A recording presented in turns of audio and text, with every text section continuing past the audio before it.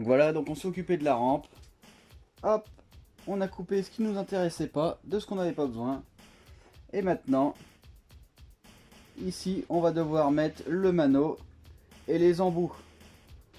Donc pour mettre les embouts, je conseille très fortement d'utiliser du téflon.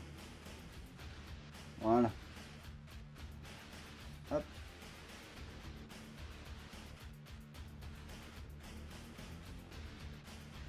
Donc voilà, on le met comme ceci autour du filetage.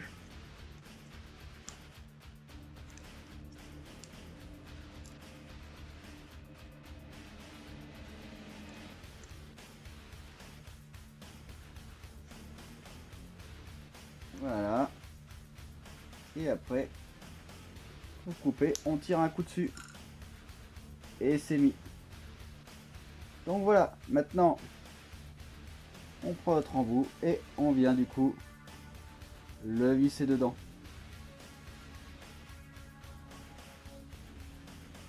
On est sur du 14.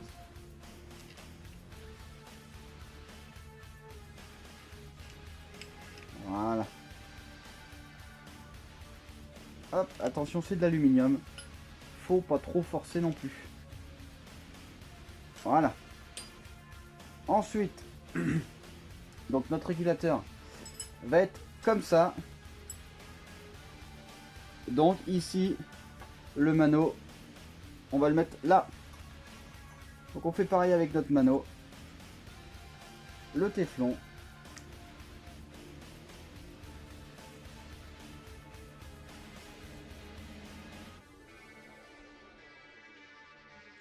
Hop. Alors s'il y a des défauts, comme ça, vous prenez là et avec le doigt, tac, vous cassez d'un coup. Et voilà. Et il n'y a plus qu'à mettre sur votre filetage. Voilà.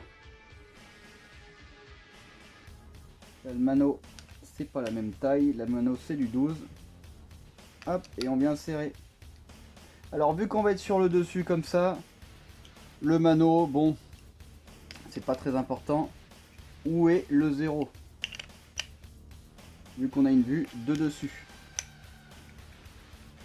Voilà. Je pense que là, c'est pas mal. Donc, vous voyez, le 0, il va être là, vu de dessus comme ça. Ça aurait été pas plus mal qu'il soit ici. Mais bon, malheureusement, on peut pas trop choisir. Je vais essayer de serrer un tout petit peu plus. Vous voyez, on peut. Hop. Et je vais essayer de l'emmener jusque là où je veux. Encore. Et voilà. Donc ici, vu que je serai comme ça, j'aurai mon 0 devant moi. C'est plus agréable pour la lecture. Le téflon, moi je mets entre 2 et 3 tours en moyenne. Évidemment, il y a plusieurs épaisseurs de téflon suivant vos pas. Ici, on a un téflon plutôt fin pour des petits pas comme cela. Donc voilà, hop. Et on met notre dernier raccord. Quand tout sera monté, le premier truc à vérifier, c'est que quand votre pression est partout, vérifiez tous vos endroits. Parce que des fuites, il peut y en avoir. Malgré le téflon, malgré le serrage, il peut y avoir des fuites. Donc voilà. Donc là, on y est. On n'est pas trop mal. Donc notre mano, on va le mettre comme ça. Notre régulateur. Ici, j'ai percé pour que ma vis puisse rentrer. Hop. Et ici, j'ai une rondelle frein. J'aurais aimé avoir un écrou frein, mais malheureusement, j'en ai pas. Donc, ici, hop. Donc je mets ma rondelle frein. Voilà. Et après, je viens serrer mon écrou. Voilà. Hop. Ici, ça bougera pas.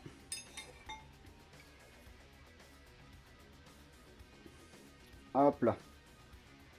Donc voilà. Hop. Donc maintenant qu'on a mis en place notre régulateur, ici, il va falloir qu'on détermine une certaine longueur pour notre durite. Donc ici, ça arrive là, hop. Et après il va falloir le mettre ici, mais bon là on voit bien que c'est beaucoup trop long. Donc ici on va essayer de déterminer à peu près la longueur. Comme ça. Tac. Donc ici attention, il faut pas aller plus loin qu'un certain rayon de courbure. Donc je pense qu'ici on n'est pas trop mal. Donc une fois qu'on a notre emplacement, hop, ici, on vient mettre notre scotch. Et maintenant, on sait où couper.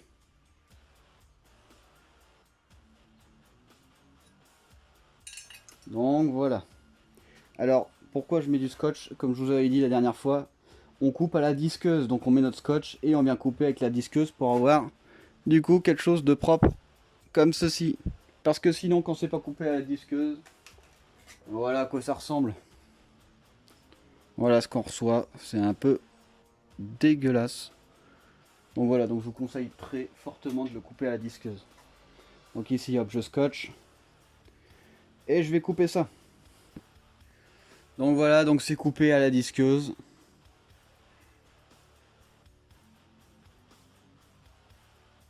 Hop, donc voilà, c'est propre. Alors surtout, n'oubliez pas de souffler dedans pour enlever tout le caoutchouc qui a cramé dedans. Évidemment, passer un coup de soufflette. Donc maintenant, on va mettre notre raccord. Donc comme je vous l'ai dit, hop, le raccord, il est en pas inversé. Donc ici, vous venez de le mettre dedans. Et vous venez en gros dévisser en poussant. Voilà. Donc là, il va bien dedans. Et on y est bientôt. Voilà. Alors, comme vous pouvez le voir, le caoutchouc est vraiment bien dedans. Il doit être contre l'intérieur de l'écrou. Et maintenant, il n'y a rien de plus simple. Il suffit de venir visser. Donc voilà. C'est très très simple. Donc voilà, donc pour ces raccords, c'est du 19 et du 19. Et ici, on vient serrer. Alors, ce qui existe, c'est des outils spéciaux en aluminium pour éviter d'abîmer justement les raccords. Parce que ici, on va sûrement faire quelques traces, vu qu'on est sur de l'acier. Enfin, on a de l'acier qui vient visser de l'aluminium. Donc ici, on vient serrer jusqu'au bout, pour être sûr de ne pas avoir de fuite. Hop, voilà, donc là c'est bon. On a vissé jusqu'au bout. Donc là, notre premier raccord, il est fait. Voilà. Hop. Ici, c'est le côté où on va mettre notre collier. Alors malheureusement, ça a gonflé un peu.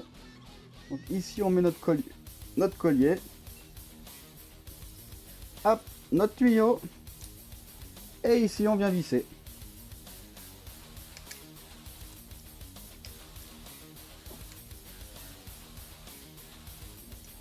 Et en gros, voilà ce que ça donne. Alors attendez, d'abord je vais le visser, ce sera plus simple. On vient le visser comme ça, surtout ne serrez pas fort. Surtout. Du coup voilà, on a notre premier accord qui est effectué. Notre retour. Il n'y a plus qu'à faire le deuxième raccord.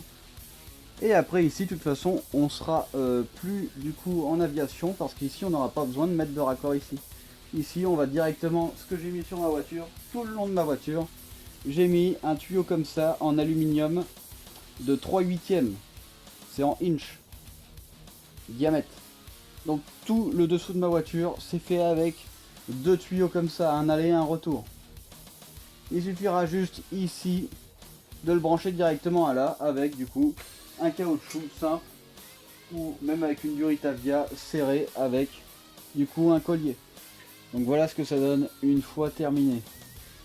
Donc voilà, donc ici on a notre arrivée, ça passe dans la rampe, ça passe ici Ici on vient réguler la pression et hop, on a notre retour. Donc voilà ce que ça donne du coup pour notre moteur. On n'aura plus qu'à mettre les injecteurs ici, remonter tout pour voir si ici par exemple on toucherait pas par hasard. Ou ici. Donc voilà.